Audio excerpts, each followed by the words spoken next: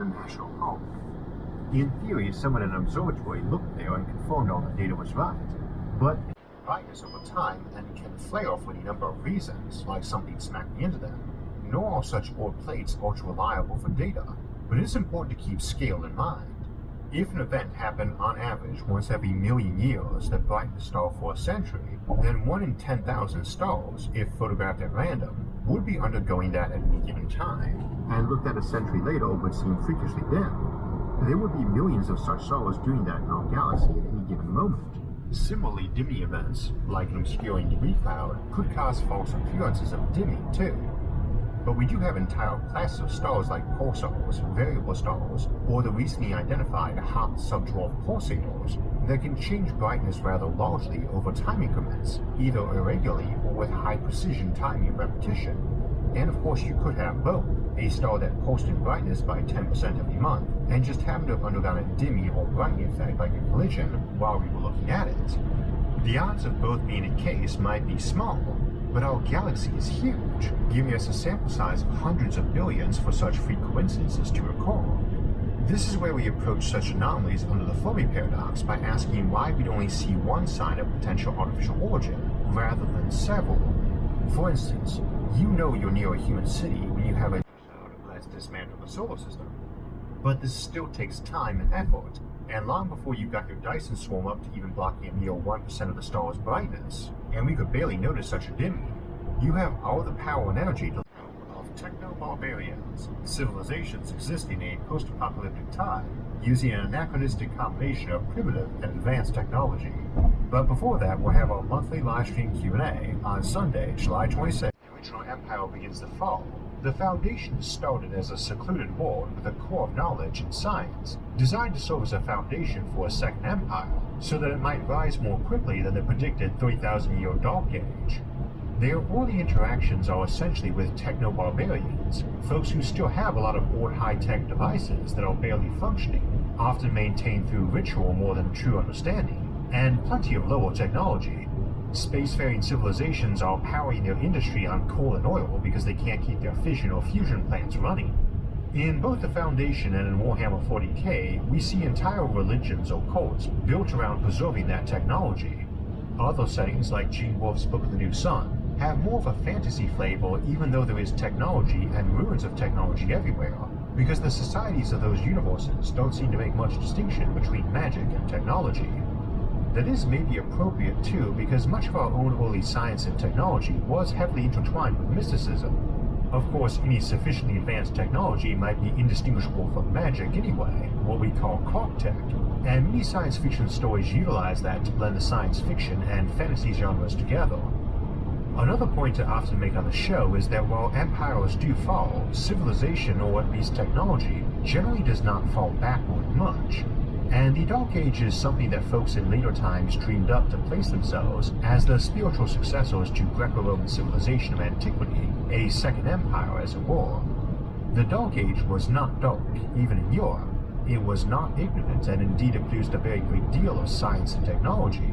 But the image of the mighty empire falling as degenerate first developed in 1918 is still used to this day, and often the individual guns are considerably older than the folks firing them. A few years back, the Army found one that was still in service and working fine at the age of 90, one of the first few hundred ever produced. They are durable and rugged, and you can roll one down a hill into a muddy ditch, dump some motor oil on it, and be shooting it a minute later. Of course, it weighs about half as much as a person, so it's not something your typical techno-barbarian would be lugging around and shooting, unless they were a muscle-bound mutant. And that is another example of how a technology might linger too. It wouldn't be too improbable power generators far away, so building your nuclear fission plants in some very remote place, far from people or seismic activity, and in large efficient clusters would be possible, as would transcontinental power lines, so surplus power, say somewhere daytime solar for launching things into orbit. Lastly, as it is a superconductor, you are not losing energy appreciably while it's stored, hypothetically no longer how long you're storing it.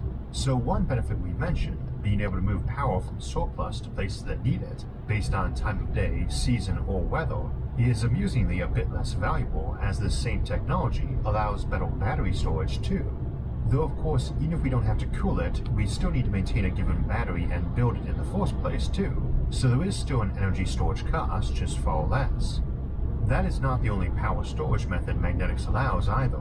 We've worked on creating magnetically suspended flywheels in vacuums, essentially a disc which you spin using energy and stores that energy, like a flywheel energy storage or FES system, but which isn't losing energy to air drag or friction on its axis. We can already do this, but it is a bit bulky and not something you put in a typical personal vehicle. That is potentially very handy for a spacecraft using electric engines, especially if in coordination with beam power transmission, since if it lost the beam for a bit, it could keep operating until the connection was re-established. Room temperature application is ideal, but since we're discussing spacecraft, it is again worth remembering that many places are much colder than Earth, and the vacuum of space, while usually about the same temperature as any planet or object nearby it would be, can be made very cold simply by using shades and mirrors to keep sunlight off it. One problem with putting major bases on the moon is the concern about what to use for power, as while it is great for solar during the daytime, getting as much light as Earth, and indeed more since it has no atmosphere blocking light, let alone clouds, those daytimes last a couple weeks, but so do the night places in vacuum or not in shortage in the solar system, nor are places far from any major interfering magnetic fields, so superconductors may see major use in space colonization, even without room temperature ones. Possibly nearer at home too. We've discussed many active support structures like the Lofstrom loop or orbital ring, and while both can work without superconductors, they become much less major power gluttons with them. Since they are in pretty active use as transport systems, you benefit a lot from having advanced magnetic shielding in play, but if you had that, then this becomes a truly huge boon to space colonization from the sheer launch cost savings involved, which are far higher if you're not having to burn a lot of energy or coolant on keeping your magnetic launch or support system running. See our episodes on that topic for more information on why these are awesome for mass transit to space. How about back down on Earth?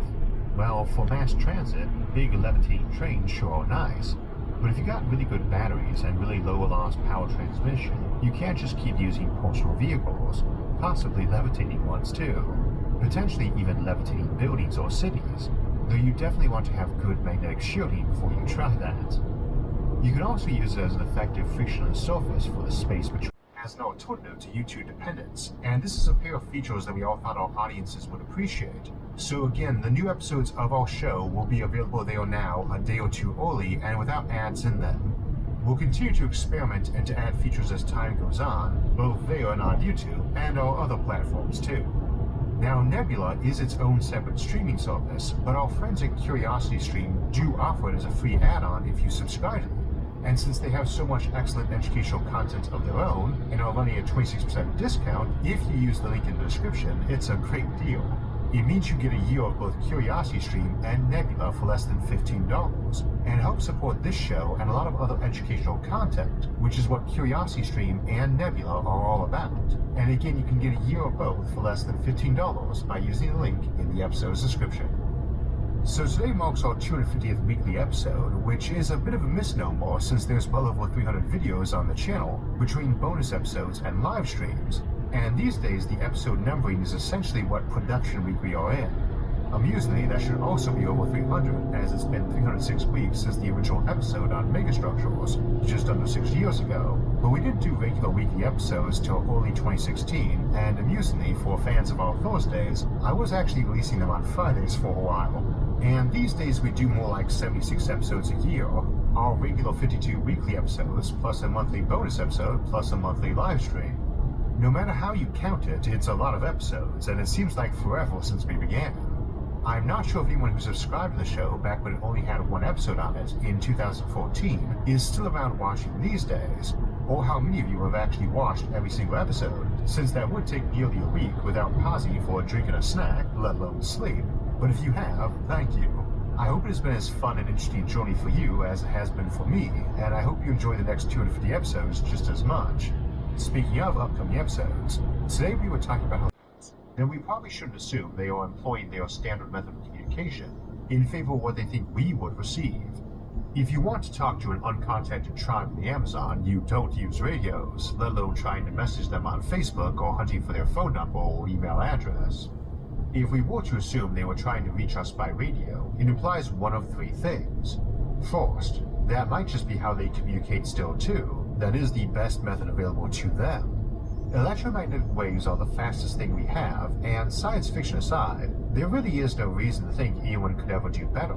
Quite to the contrary, I personally don't expect anyone will ever figure out a way to send messages or traffic inside our universe faster than light, and so light-based transmission, be it radio or laser or some other type of beacon, might be the best they've got.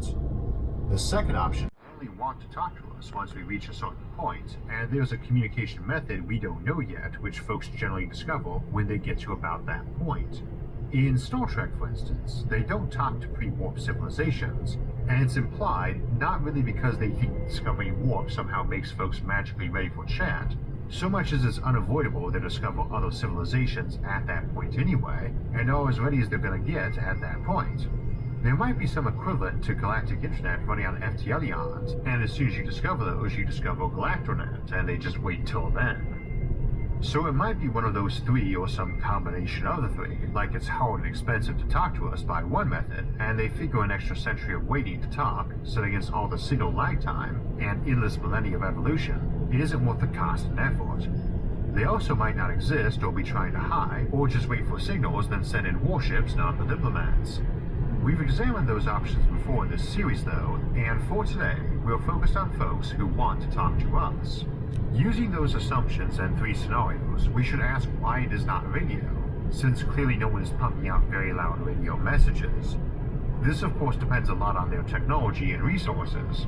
I generally tend to assume no FTL, or laws of thermodynamics and energy conservation violating technologies on this channel when discussing our potential future as interplanetary or interstellar species, and if you've got those, it only makes things easier, and if you're a show regular, you know the sorts of titanic resources available even to K2 civilization, one with access to most or all of its sun's energy output, usually via a Dyson swarm, let alone the capabilities of those who have gone interstellar. Science fiction tends to discuss K2 civilizations as vastly far ahead in time, but realistically you probably hit K2 status before your interstellar colonies represent even 1% of your population. That's because K2 is not a population size or technology level, it's just access to most of your sun's power, and you can achieve that by basically wrapping it in thin sheets of reflective aluminum foil. And that's exactly the sort of repetitive, simple grunt work even the simplest of plankton replicators can do. This is basically a robot, or short chain of robots, that can make copies of themselves and mine aluminum and smelt it into mirrors, and I'd be surprised if we didn't have that capacity in this century, at which point you just designated a handful of asteroids or dropped on Mercury, and tell it to get busy making copies of itself and stacks of aluminum foil. Ignoring that you could put pretty minimal guidance on those mirrors to let them all rotate and flicker in a coordinated pattern, turning your entire star into a big flickering lighthouse any primitive species with eyeballs would notice, you could take a minuscule fraction of that power, dump it into big radio transmitters, and still emit some 100 trillion megawatt slow pulse radio signal anyone in the galaxy could pick up and recognize as artificial, even on very simple radios, and through pretty much any sort of noise and distortion you'd generally expect even over that much space. No one appears to be doing that though, from which we can conclude one of a few various things. The first, of course, is that they might not exist, either never existed or they died off before they could do this for some reason, like being eaten by their self-replicating machines and turned into solar mirrors or paperclips. Second, they don't want to do that big transmitter even though they could. Third, they could, but they have a better option. Or fourth, that they are just really frugal with their energy and value it more than early contact. They figure they can just wait an extra century till our telescopes can easily pick up weaker signals, or spot laser transmissions to us at low total energy per broadcast. Now, the first impulse is to say that if they are chatty, especially given signal lag times, that they want to chat as soon as possible. But that doesn't mean they'd opt to do mega loud radio over lasers. After all, if time is everything, they can flicker that star visually, or just send a probe and be heard by primitives. That kind of energy expenditure, hundreds of trillions of megawatts for presumably thousands of years, is way more energy than you need to send out whole armadas of relativistic spaceships via light or laser propulsion. Alternatively, if they're frugal, well, that's where we get into the notion of laser communications or laser SETI, The notion that they just send a relatively tight beam, be it in the microwave radio band or the optical, instead of something omnidirectional and way weaker at the receiving end than the tight beam would be. Frugality might matter too, because everyone has a budget, and while it's likely a decent chunk of their population would be in favor of reaching out,